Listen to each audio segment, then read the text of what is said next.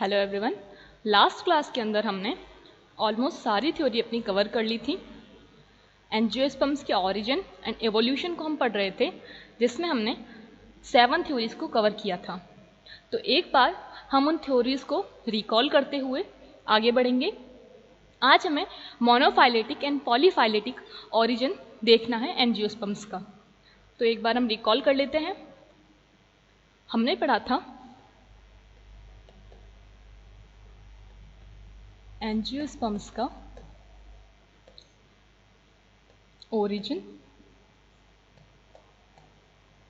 And evolution.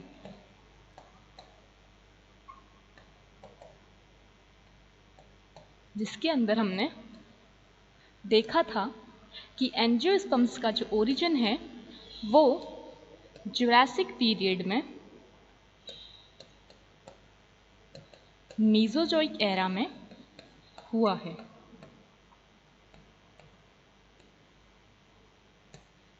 जिसमें कि जो सबसे पहले एंजियोस्पर्म आया था, या जिसे प्रिमिटिव कह सकते हैं, वो था आमेंटिफेरिका, या कह सकते हो रैनेल्स का मेंबर था। ये हमने पढ़ा था पॉइंट। इसके साथ साथ हमने कुछ 7 थ्योरीज पढ़ी थी। ये 7 थ्योरीज आपस में बहुत ज़्यादा कंट्रोवर्शियल हैं, यानी कि हर एक साइंटिस्ट इन थ्योरी के अंदर अपना एक व्यू रखता है और एक अलग एंसेस्टर को रिप्रेजेंट करता है। इन थ्योरीज के नाम हैं first आइसोइटस,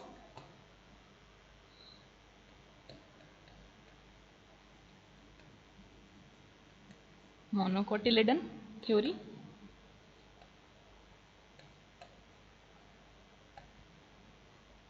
according to this theory जो एंजियोस्पर्म्स का ऑरिजिन था वो किसके थ्रू माना जा रहा था? मोनोकॉट्स के थ्रू। और मोनोकॉट्स में भी एक नाम था एक्वेटिक मोनोकॉट का, नाजास फ्लेक्सिलिस। इससे एंजियोस्पर्म्स का ओरिजिन माना जा रहा था, जिसमें कि आइसोइटस को एज ए एंजियोस्पर्म माना गया था, जिसको ओरिजिनेट माना गया था इससे। ये एक एक्वेटिक मोनोकॉट था, यानी कि जलीय एक बीजपत्री था, जो कि आइसोइटस का एंसेस्टर कहा जा रहा था। इसे एंसेस्टर कहा गया था, यानी कि पूर्वज ये माना जा रहा था इस थ्योरी के अकॉर्डिंग। और ये थ्योरी जो दी थी वो दी थी चैम्पबेल ने। चैम्पबेल ने दी थी। कब दी थी? 1928 में। अब इसके बाद सेकेंड थ्योरी का नाम था टेरिडोस्पर्मम थ्योरी। टेरिडोस्पर्मम थ्योरी से मैं यहां लिख देती हूं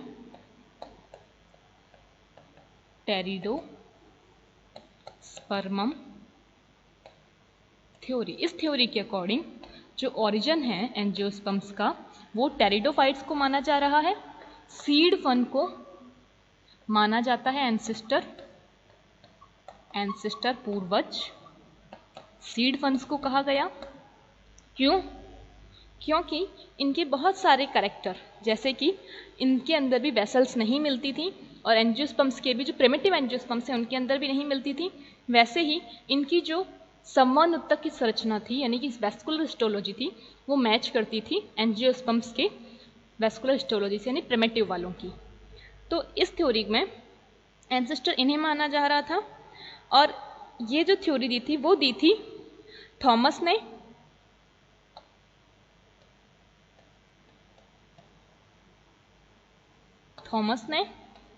आर्नोल्ड ने, क्रोनक्विस्ट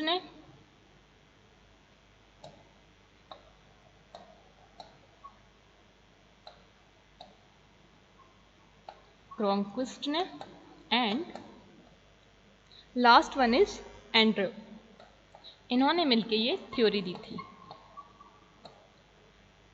अब इसके बाद में जो थर्ड थ्योरी थी वो थर्ड थ्योरी दी थी,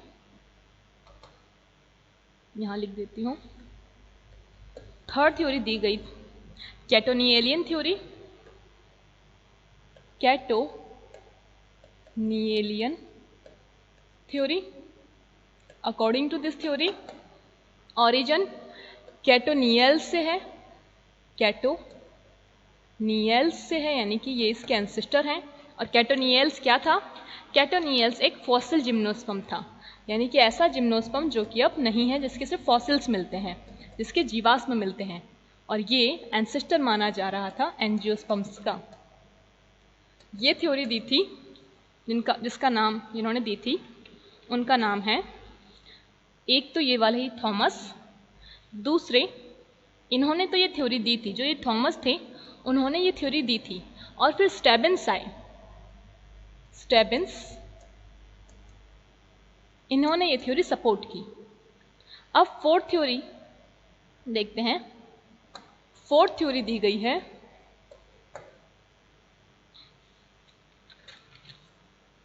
ग्लॉसोप्टेरिडियलियन theory, glossopteridalean theory. According to this theory ये दी थी डेहगान ने, और इनके अकॉर्डिंग क्या था कि जो ओरिजिन हुआ है एंजियोस्पर्म्स का, यानी कि ये जो एंजियोस्पर्म हैं ये ओरिजिनेट हुए हैं, किससे हुए हैं ओरिजिनेट? ये ओरिजिनेट हुए हैं सीड फन से, और उस सीड फन का नाम था ग्लॉसोप्टेरिडेल्स। इससे इनका ओरिजिन हुआ है, यानी कि इनको एंसेस्टर माना गया। क्यों माना गया?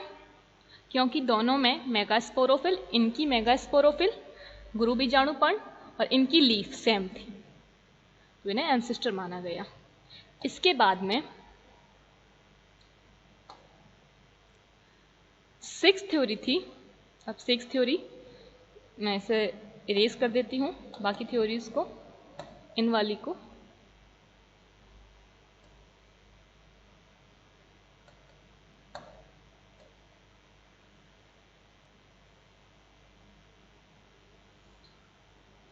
सिक्स थ्योरी दी थी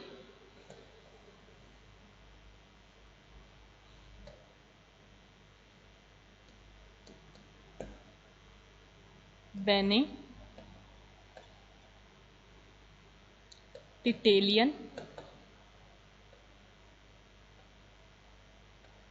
थ्योरी।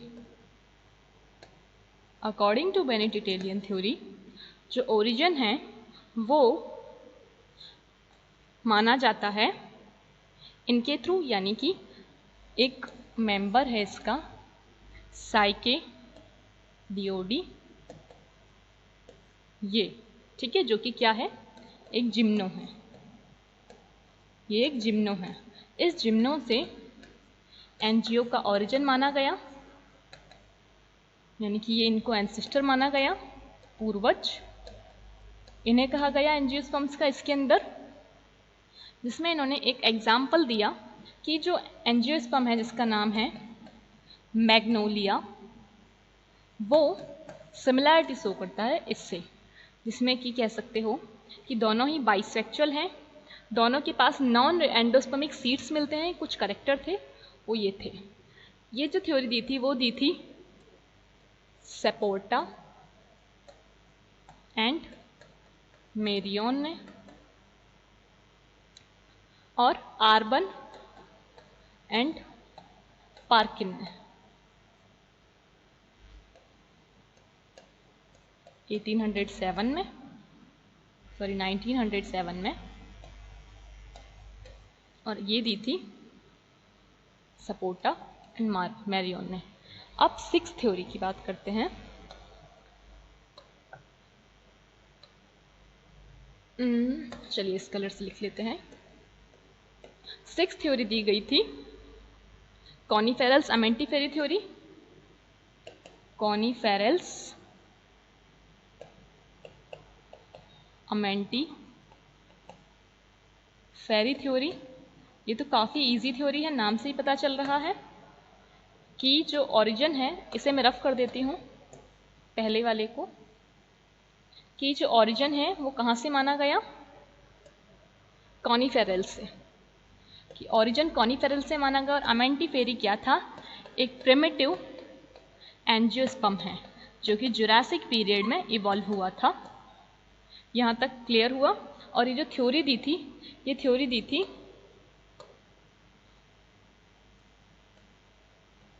एंगलर एंड रैंडले ने। अपने अपने टाइम पे इन्होंने दी थी 1904 में और इन्होंने दी थी 1892 में। अब इसमें जैसे बहुत सारे कैरेक्टर एस लाइक कि इनके अंदर जो फ्लावर होता है कॉनिफेरल्स का वो भी नेक्ड होता है, सिंपल होता है। एंजियोस्पर्म्स का भी फ्लावर, प्रिमिटिव एंजियोस्पर्म्स का भी फ्लावर नेक्ड था और सिंपल था। उसके साथ साथ इनके बहुत सारे ऐसे कैरेक्टर थे जो मिलते थे, जिसमें इन्होंने कहा कि आमेंटिफेरी के बहुत सारे मेंबर लाइक कैज्यूराइनेसी, फेगेसी एंड सोलिकेसी ये प्रिमिटिव एंजियोस्पर्म से मैच करते हैं। अब इस थ्योरी का एक एक्सेप्शन ये दिया गया कि ये थ्योरी ऐसे तो मान ली गई, लेकिन इसमें ये कहा गया कि कॉनिफेरल्स के अंदर ओव्यूलिफेरस स्केल्स मिलते हैं, कि ओव्यूल्स पर स्केल मिलते हैं जो कि एंजियोस्पर्म के अंदर नहीं मिलते। तो इस थ्योरी का ये था ऑब्जेक्शन। इसके बाद जो 7th थ्योरी थी उसका नाम है पेंटाजाइलोन थ्योरी। जो लास्ट थ्योरी है जो कि है पेंटाजाइलोन थ्योरी, नाम से ही पता चल रहा है किसको बोल रहे हैं origin. 7th theory is pentaxylon theory. इसके अकॉर्डिंग जो ओरिजिन है वो पेंटाजाइलोन से हुआ है। और पेंटाजाइलोन क्या है? एक फॉसिल टेरिडोफाइट है। फॉसिल टेरिडोफाइट का मतलब ऐसा टेरिडोफाइट जो अब नहीं मिलता, सिर्फ इसके फॉसिल्स मिलते हैं, जीवाश्म मिलते हैं। और ये थ्योरी दी थी मैस्यू ने 1953 में। अब फॉसिल टेरिडोफाइट है तो उसमें भी नाम क्या दिया इन्होंने? पेंडेनस। ये जो पेंडेनस है, ये पेंडेनस मोनोकोट एंजियोस्पर्म से सिमिलैरिटी शो करता है। तो इन्होंने कहा कि ये इसके एंसेस्टर हैं। क्यों? क्योंकि दोनों के पास ही कॉपियस छोटा सा एंड लार्ज एंडोस्पर्म मिलता है, यानी कि अमाउंट कम और एक बड़ा सा एंडोस्पर्म मिलता है। तो इस तरह से अलग अलग टाइम पर अलग अलग साइंटिस्ट ने अपनी अपनी थ्योरी दी, लेकिन फिर भी ये जो टाइम है, ये टाइम अभी भी कंट्रोवर्सी का सब्जेक्ट है, जस्ट बिकॉज कि इस थ्योरी के, इन 7 थ्योरी के अकॉर्डिंग सबने अपना अपना ओरिजिन अलग अलग बताया है, लेकिन किसी की भी थ्योरी को इतनी वैलिड मान्यता नहीं मिली, इसलिए ये अभी भी कंट्रोवर्सी का पॉइंट है। आज हमें जो थ्योरी पढ़नी थी वो थी थ्योरी इन द सेंस, आज हमें जो पॉइंट पढ़ना था वो था मोनोफाइलेटिक एंड पॉलीफाइलेटिक ओरिजिन। कि एंजियोस्पर्म्स का एंसेस्टर कौन था, ये तो रहा ही कंट्रोवर्सी का पॉइंट। अब कि ओरिजिन एंजियोस्पर्म्स का कैसा है, मोनोफाइलेटिक है या पॉलीफाइलेटिक है, ये भी एक कंट्रोवर्शियल पॉइंट रहा है। तो सबसे पहले स्टार्ट करते हैं मोनोफाइलेटिक।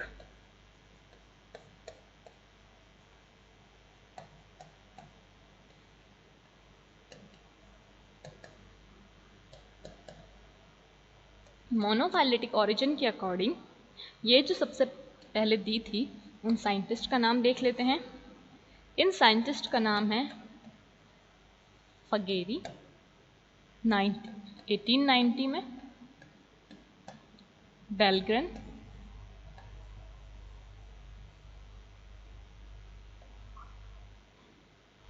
1983 में।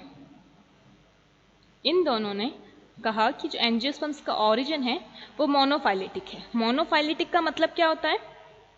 मोनोफाइलेटिक का मतलब होता है कि देखो इसे आप तोड़िए थोड़ा सा। मोनो का मतलब एक, और फाइलेटिक जब अपन टैक्सो पढ़ते हैं तो ये उस तरह से आप समझ सकते हैं कि ये जाति वृत्तीय संबंध बताती है। दैट मीन कि फाइलेटिक एक तरह से ग्राफ होता है, फाइलोजेनी बताती है।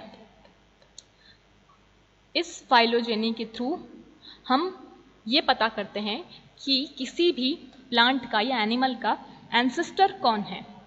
यानी कि जैसे कि अगर आप हैं, ठीक है, तो आपके पेरेंट्स का पता करना है, और उन पेरेंट्स के भी सबसे पहले जो वो कहाँ से इवॉल्व हुए हैं वो पता करने के लिए अगर आप ऐसे स्टडी करेंगे तो ये कहेगा मोनोफाइल, ये होता है फाइलोजेनी, या फिर आप स्टडी करते हैं फाइलोजेनिक कैरेक्टर्स की। तो सिंपल सी चीज फाइलोजेनी में क्या होता है, हम जातीय वृत्तीय संबंध यानी कि किसी भी प्लांट या एनिमल की जो ओरिजिन है किस एंसेस्टर से हुआ वो पता करते हैं। तो मोनोफाइलेटिक का मतलब इसमें एक है, कौन एक है? एंसेस्टर, या फिर आप कह सकते हो इनकी फाइलोजेनी एक है। दैट मीन कि जब एक सिंगल ग्रुप हो,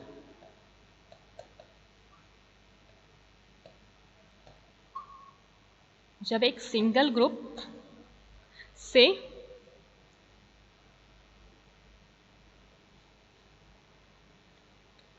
एक सिंगल डिसेंडेंट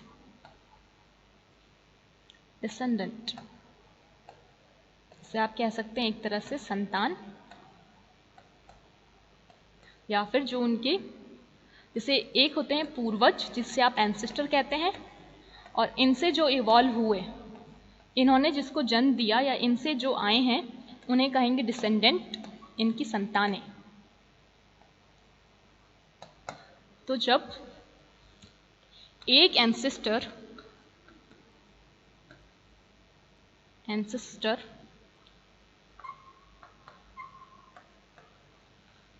एक डिसेंडेंट को बनाता है, यानी कि एक डिसेंडेंट जन्म लेता है, तो उसे मोनोफाइलेटिक थ्योरी कहते हैं। क्या हुआ मोनोफाइलेटिक थ्योरी का मतलब? सिंपल सा कि मोनोफाइलेटिक थ्योरी का मतलब हुआ कि अगर आप जब इसकी फाइलोजेनी देखें, कोई भी एक प्लांट की अगर आप जब फाइलोजेनी देखेंगे तो उसका एंसेस्टर एक होगा।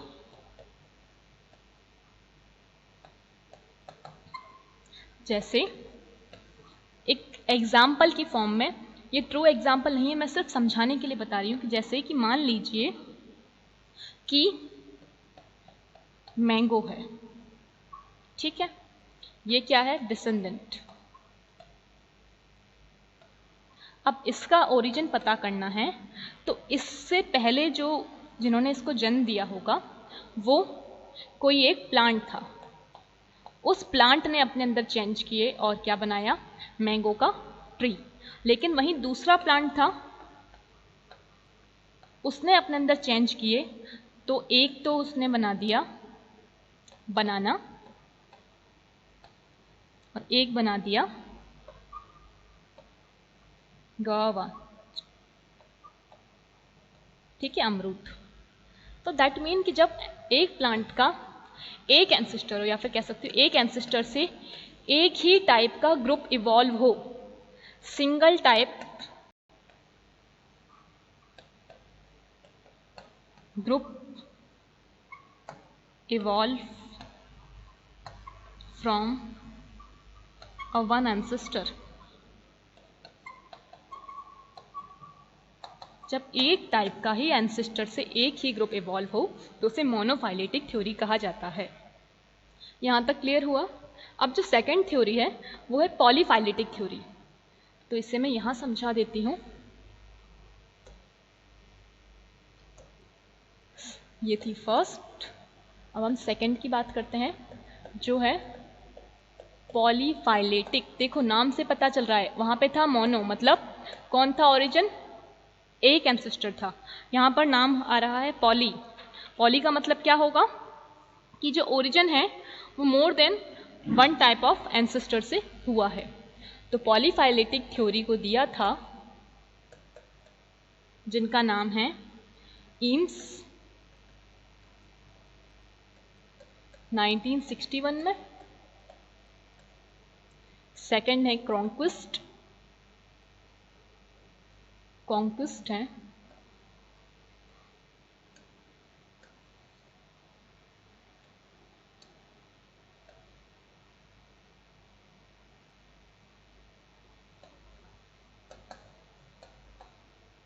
इन्होंने 1965 में, और इसके बाद में क्रैसिलो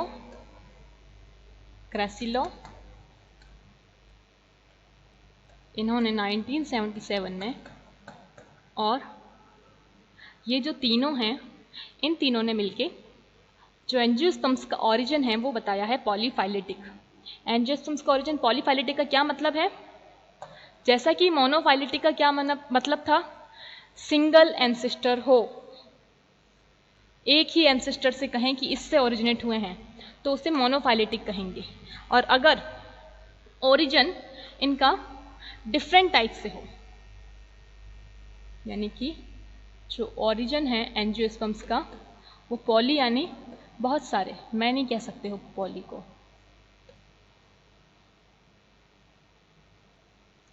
अब इसमें पॉली कैसे कि इनका कहना था सबका कि मोनोकॉट अलग एंसेस्टर से आए, अलग पूर्वज है, इस पूर्वज को हम ए मान लेते हैं, ठीक है, ये एक ए पूर्वज है। इस ए पूर्वज से यहां लिख देती हूं मैं, ये एक ए करके पूर्वज है, एंसेस्टर है। इन्होंने क्या करा, इस ए पूर्वज ने मोनोकॉट को इवॉल्व किया, और दूसरे पूर्वज हैं बी, इन्होंने किसको इवॉल्व किया, डाइकॉट को, ठीक है। अब ये दोनों ही एक एनवायरमेंट में रहने लग गए, यानी कि फिर ये दोनों प्लांट एक जैसे सेम एनवायरमेंट में रहने लग गए। जो आसपास का इनका सराउंडिंग था वो सेम था, इस वजह से इनके अंदर सिमिलर कैरेक्टर शो हो गए, सिमिलर कैरेक्टर डेवलप हुए।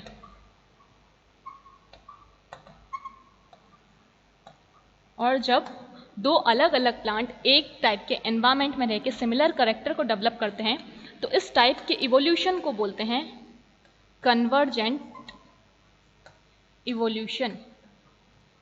आई होप आपको याद रही है, एग्जाम में आगे भी पूछा जाता है what is a convergent evolution, या कह सकते हो पैरेलल इवोल्यूशन।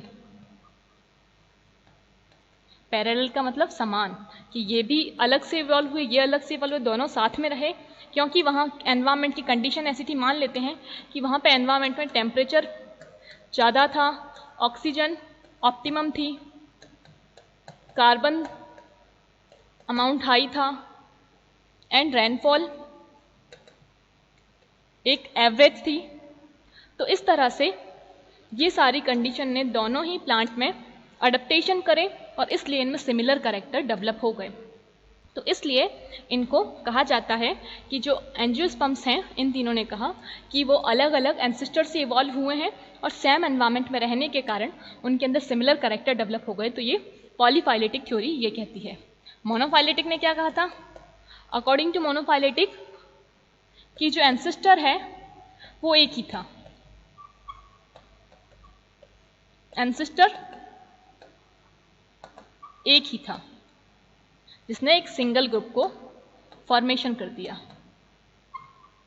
जैसे कि जिसमें कि डाइकॉट भी है एंड मोनोकॉट भी हैं। सारे ही एंजियोस्पर्म एक टाइप के एंसेस्टर से इवॉल्व हुए हैं और इसमें अलग अलग टाइप के एंसेस्टर से इवॉल्व हुए हैं। अब दोनों को लिया किसके रिस्पेक्ट में है, दोनों को जो लिया है वो टाइम के रिस्पेक्ट में लिया है। कैसे कि मोनोफाइलेटिक थ्योरी के अकॉर्डिंग एक सिंगल एंसेस्टर ने एक टाइम पर अब इन सभी मोनोकॉट और डाइकॉट दोनों टाइप के एंजियोस्पर्म्स को इवॉल्व किया और इसके अंदर दो अलग अलग एंसेस्टर ने सेम टाइम पर इन मोनोकॉट एंड डाइकॉट को इवॉल्व किया। तो ये थ्योरी यहाँ पर कंप्लीट होती है, यानी कि फाइलेटिक ओरिजिन और पॉलीफाइलेटिक ओरिजिन भी अभी भी कंट्रोवर्शियल है। और इसी तरह से एंजियोस्पर्म्स का ओरिजिन एंड इवोल्यूशन कंप्लीट होता है। हर वे में मैंने आपको समझा दिया है।